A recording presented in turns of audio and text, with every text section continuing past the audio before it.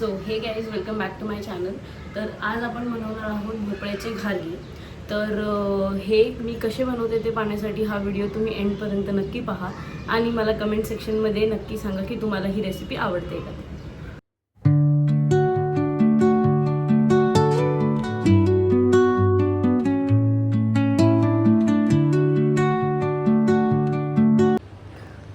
तर इथे मी घेतला आहे जायफळची पूड.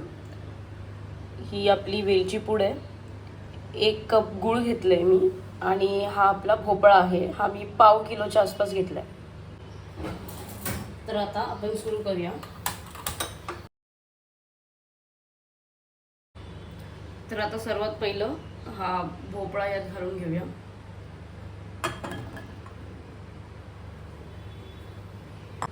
आता या एवढ्या पाव किलोच्या भोपळ्यासाठी पाव किलोपेक्षा थोडं जास्त असेल त्यासाठी मी हे एवढं 1 बाउल गूळ घेतलंय.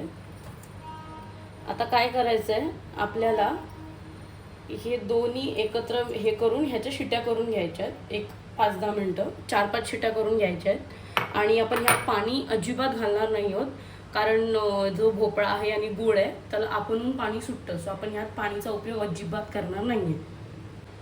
आता याच्या आपण 5 ते 7 शिट्या करून घेऊया मोठ्या फ्लेमवर ठेवून. आपलं हे कुकर थंड झालेलं आहे.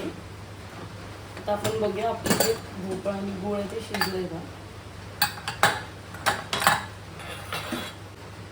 ह्यात मी नाईफ हे इन्सर्ट करून बघते, फोक. येस, आता हे प्रॉपर शिजलेलं आहे. आता आपल्याला ह्याला बारीक करून घ्यायचं आहे. त्यासाठी मी इथे हा जो पावभाजीचा स्मॅशर आहे तो यूज करून हे दोन्ही बारीक करून घेणार आहे.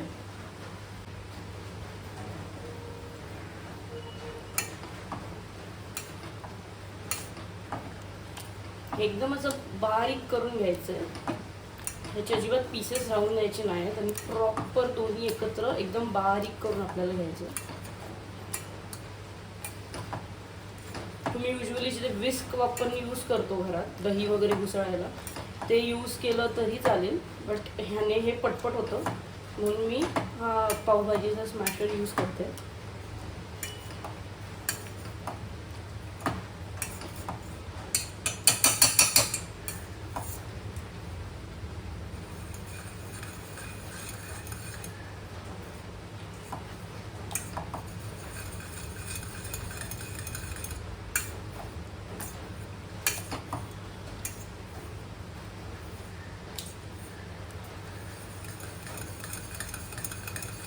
एकत्र असं बारीक झालेलं आहे.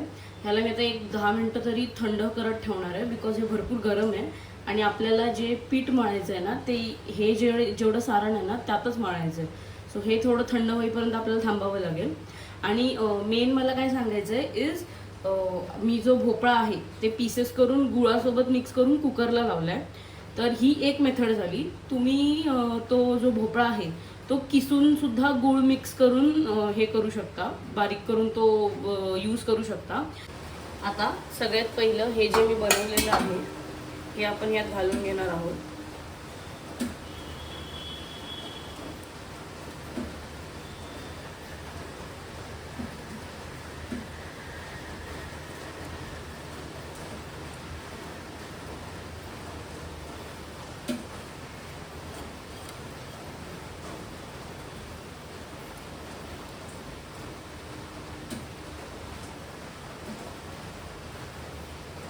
जसं मी आधी सुद्धा सांगितलंय की ह्या ज्या सारणामध्ये जेवढं पीठ आपल्याला भागवता येत असेल तेवढंच भागवायचं आहे.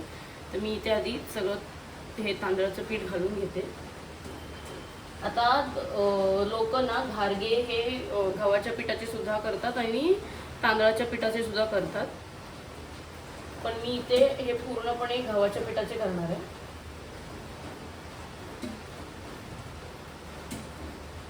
थोडं थोडं आपल्याला आधी घालून बघायचं आहे म्हणजे अंदाजे किती ह्यामध्ये होतं येईल ते तेवढंच आपल्याला यूज करायचं.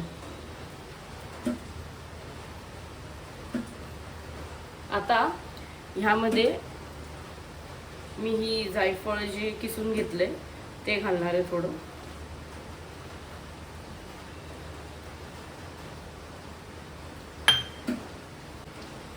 त्यानंतर वेलची पूड सुद्धा घालणार आहे. काही लोक ना ह्यामध्ये आपले जे सफेद तीळ असतात ना ते सुद्धा घालतात, पण आम्ही युजली नाही घालत, सो मी ह्यात ते अवॉइड करते.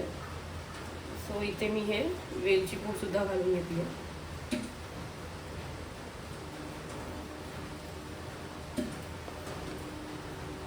आता जायफळ आणि वेलची पावडरने काय होतं ना की ह्याला एक असं मस्त असा सुगंध येतो आणि टेस्टसुद्धा एक छान अशी येते ह्याला, म्हणून मी जायफळ आणि वेलची पूड यात घातली आहे. आता आपल्याला ह्यामध्ये हे पीठ हळूहळू करून मळून घ्यायचं आहे.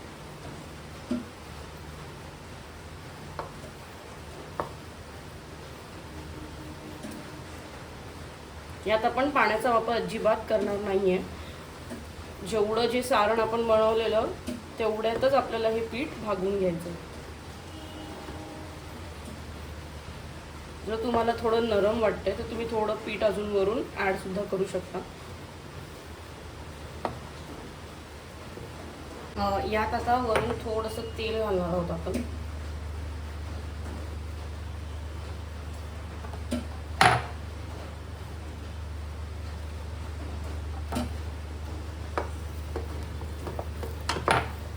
मी आहे ना हे थोडंसं असं ना नरमच मळलं आहे, कारण मी युजली हे जे घारगे आहेत ते लाटत नाही, मी थापून बनवणार आहे. तर हे थोडंसं नरम असंच मळायचं आहे.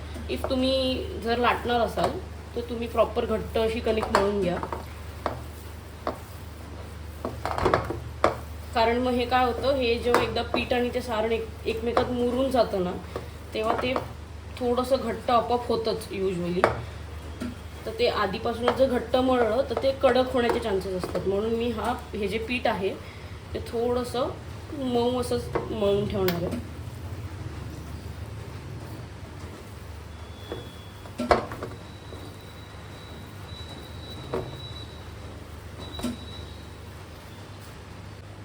आता आपली जी कणिक आहे ती मळून झालेली आहे.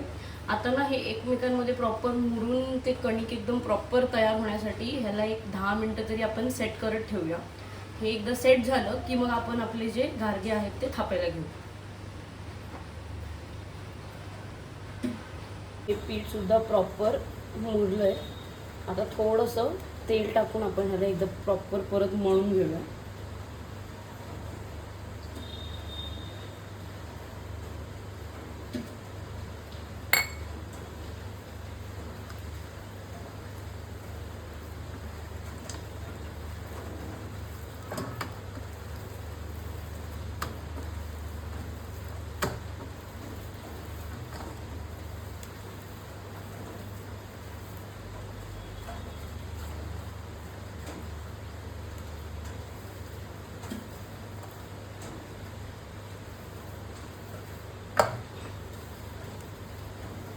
आणि हे जे घारगे आहेत ते मीडियम फ्लेमवरच आपल्याला तळायचे, पण ते तेल तापेपर्यंत मी फक्त फ्लेम हाय ठेवलेली आहे.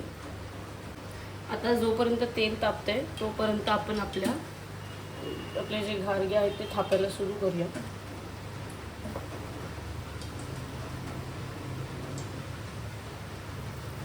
छोटे छोटे गोळे घ्यायचे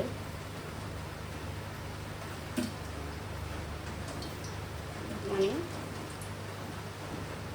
हलकसं तेलाचं बोट लावून त्याला थापून घेणार आहोत. आता जाड थापायचे आहेत की बारीक ते कसे तुम्ही तुमच्या हिशोबाने थापू शकता. मी इथे मीडियम ह्याचे थापणार आहे, जास्त जाडसुद्धा नाही आणि जास्त पातळसुद्धा नाही. यात पाण्याचा वापर अजिबात करू नका.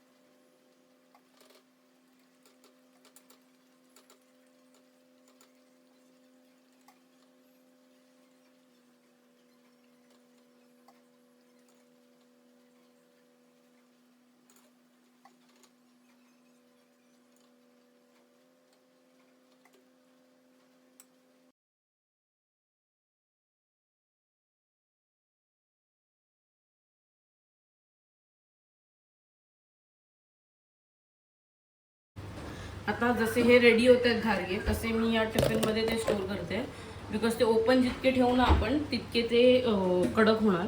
तर जसे होतील तुम्ही ते एका टपरवेअरच्या डब्यामध्ये किंवा कोणत्याही टाईट पॅक्ड डब्यामध्ये स्टोर करून ठेवा.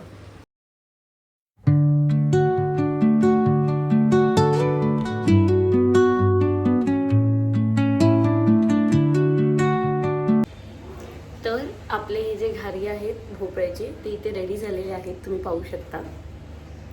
तर जर तुम्हाला ही रेसिपी आवडली असेल तर माझ्या व्हिडिओला लाईक, कमेंट, शेअर आणि सबस्क्राईब करायला विसरू नका. आणि मला कमेंट सेक्शनमध्ये नक्की सांगा की तुम्हाला हे घारगे कसे वाटले ते. That's it. बाय.